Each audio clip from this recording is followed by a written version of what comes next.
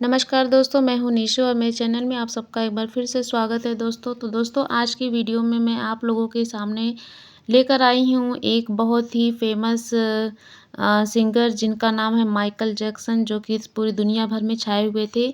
तो उन्हीं की कुछ कहानी लेकर आई हूँ मैं दोस्तों। आखिर कैसे हुई थी माइकल जैक्सन की मौत, और 150 साल जीना चाहते थे सिंगर, सालों बाद बॉडीगार्ड ने खोले चौंकाने वाले राज। तो आइए चलिए चलते हैं दोस्तों। 1958 में जन्मे इंटरनेशनल सिंगर माइकल जैक्सन की मौत 25 जून 2009 को लॉस एंजिल्स में हुई थी। तब उनकी उम्र 50 साल थी। उनकी मौत का कारण प्रोपोफोल का ज़्यादा सेवन बताया गया था। इतना ही नहीं, उनके डॉक्टर पर उनकी हत्या का आरोप लगा। हाल ही में माइकल जैक्सन के बॉडीगार्ड ने उनकी मौत से जुड़े बेहद चौंकाने वाले राज खोले हैं।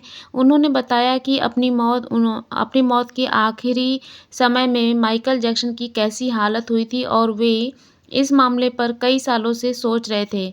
उन्होंने माइकल की मौत के पीछे के असल कारण का भी खुलासा किए। आइए चलिए चलते हैं, आखिर जानते हैं कि आखिर कैसे हुई माइकल जैक्सन की मौत। दोस्तों माइकल जैक्सन के बॉडीगार्ड बिल व्हिटफील्ड उनकी मौत के वक्त उनकी सुरक्षा का जिम्मा संभाले हुए थे। बिल ने हाल ही में सिंगर की लाइफ और उनकी मौत को लेकर कई चौंका देने वाले खुलासा किए। उन्होंने खुलासा किया कि इंटरनेशनल सिंगर की मौत के पीछे असली वजह क्या थी। बिल व्हिटफील्ड ने द सन के साथ अपने हालिया इंटरव्यू में बताया, क्या मुझे लगता है कि किसी ने गलती की है? हाँ, मैंने इस बात को समझने की पूरी कोशिश की कि क्या ये जानबूझकर किया गया होगा।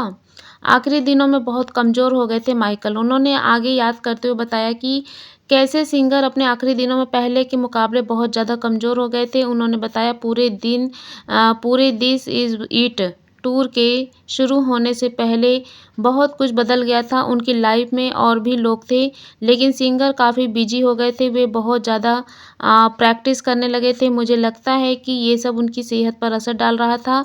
उन्होंने आगे बात करते हुए बताया कि लेकिन ये सोचना कि उनकी मौत किसी के हाथों जानबूझकर हुई है मेरे लिए मायने नहीं रखता।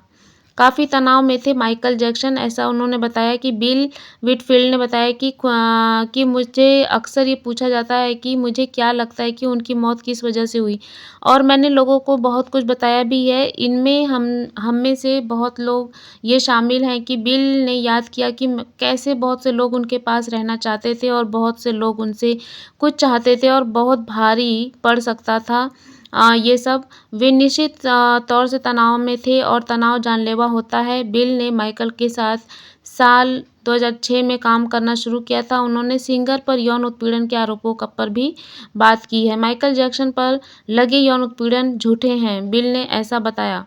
दोस्तों उन्होंने उनके बॉडीगार्ड ने बताया कि सिंगर के ऊपर लगे यौन उत्पीड़न के आरोपों को झूठा बताया। बिल ने कहा कि वे ऐसे नहीं थे। उन्होंने बताया, ऐसा कुछ भी सामने नहीं आया जिससे मुझे विश्वास हो या कुछ और लगे।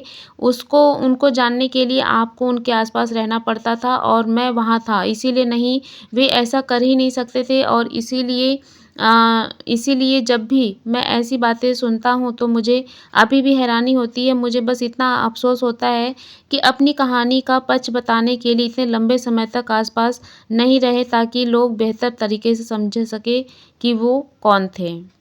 माइकल पर लगा था यौन उत्पीड़न का आरोप। जी हाँ दोस्तों, उन पर उनके जो बॉडीगार्ड हैं बिल व्हिटफील्ड ने बताया कि वे कभी किसी बच्चे को चोट नहीं पहुंचा सकते थे। वे ऐसे आदमी नहीं थे जिन्हें मैं जानता था। उन्होंने आगे बताया, उन्होंने एक बार कहा था कि वे किसी बच्चे को चोट पहुंचाने से पहले अपनी कलाई काट लेंगे। इसीलिए मुझे पता है कि उन आरोपों से उन्हें बहुत दुख हुआ होगा। मैं कह सकता हूँ कि इसने उन्हें बदल दिया था। माइकल पर साल 1993 में एक बच्चे के साथ यौन उत्पीड़न का आरोप लगा था दोस्तों। साल 2005 में उन्हें बरी कर दिया गया था क्योंकि एफबीआई उनके खिलाफ कोई सबूत नहीं मिला था।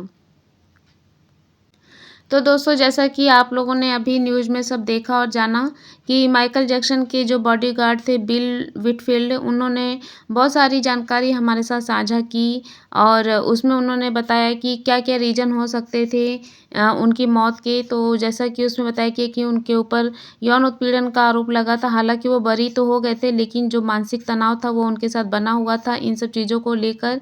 तो कहीं न कहीं मानसिक तनाव सबसे बड़ा रीज़न था जिससे कि उनकी मौत हुई। तो दोस्तों बस हमारे बीच में अब ये नहीं रहे, ये तो आप सब लोग जानते हैं कि 2009 में इन्होंने हम सबसे अलविदा ले लिया था। लेकिन ये जो है हमेशा यादगार बन के हम लोगों के दिलों में रहेंगे। तो दोस्तों बस इन्हीं सब जानकारी के साथ अपने वीडियो को यहीं पे विराम दूँगी। आई होप मेरी वीडियो पसंद आई होगी। तो दोस्तों मिलते हैं अपने एक नए वीडियो के साथ, तब तक के लिए बाय बाय, सी यू।